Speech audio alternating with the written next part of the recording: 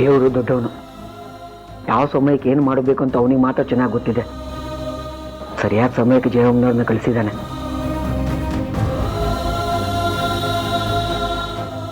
ಮಥುರಾ, ನೀನ್ ಇಲ್ಲಿದೀಯಾ?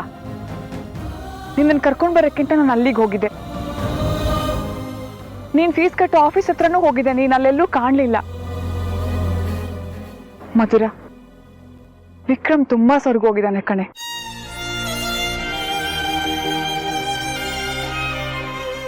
ಅವನಿಗೆ ಯಾವ ಮೆಡಿಸಿನ್ಸು ವರ್ಕ್ ಆಗ್ತಾ ಇಲ್ಲ. ಈಗ ನೀನೇ ಅವನಿಗೆ ಮೆಡಿಸನ್ ಕಣೆ.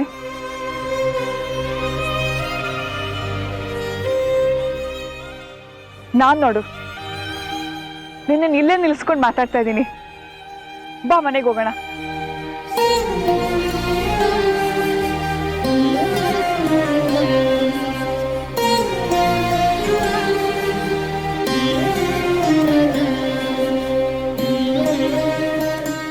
ಯಾಕೆ ಮಧುರ ಪ್ರಕಾಶನ್ ಮುಖ ನೋಡ್ತಿದೀಯಾ?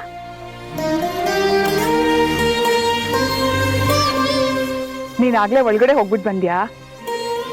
ವಿಕ್ರಮ್ನ ಮಾತಾಡ್ಸಿದ್ಯಾ?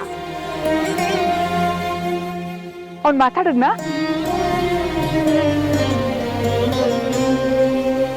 ಇಲ್ಲಮ್ಮ, ನಾವು ಒಳಗೆ ಹೋಗೇ ಇಲ್ಲ.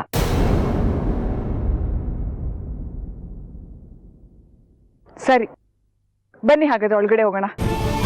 ಅವ್ರು ನಿಜವಾಗ್ಲೂ ಸುಖವಾಗಿರ್ಬೇಕು ಅನ್ನೋ ನಿನ್ನ ಆಸೆ ಆಗಿದ್ರೆ ನಾನು ಹೇಳ್ದ ಹಾಗೆ ಮಾಡ್ತೀನಿ.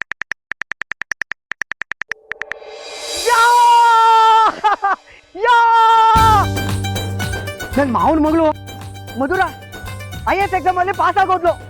ಇನ್ನು ಮುಂದೆ ಇದೇ ನಾರಾಯಣಪಟ್ಟಣ DC ಆಗ್ತಾಳೆ. ದೇವ್ರೆ, ಹೊಳೆ ನರಸಿಂಹ ಸ್ವಾಮಿ, ಎಲ್ಲ ನಿನ್ನ ಆಶೀರ್ವಾದ.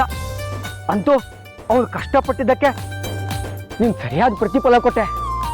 ಇನ್ನು ಮುಂದೆ ನನ್ನ ಮಾವನ ಮಗಳು ನನ್ನ ಮಧುರಾ DC ಆಗ್ತಾಳೆ. ನನ್ನೆಲ್ಲ ಕೆಲಸ ತುಂಬಾ ಈಸಿ ಆಗೋಗುತ್ತೆ. ಮೊದಲು ಈ ವಿಷಯನ ನಮ್ಮ ಮಧುರಾಗ ಹೇಳ್ಬೇಕು. ಮಧುರಾ!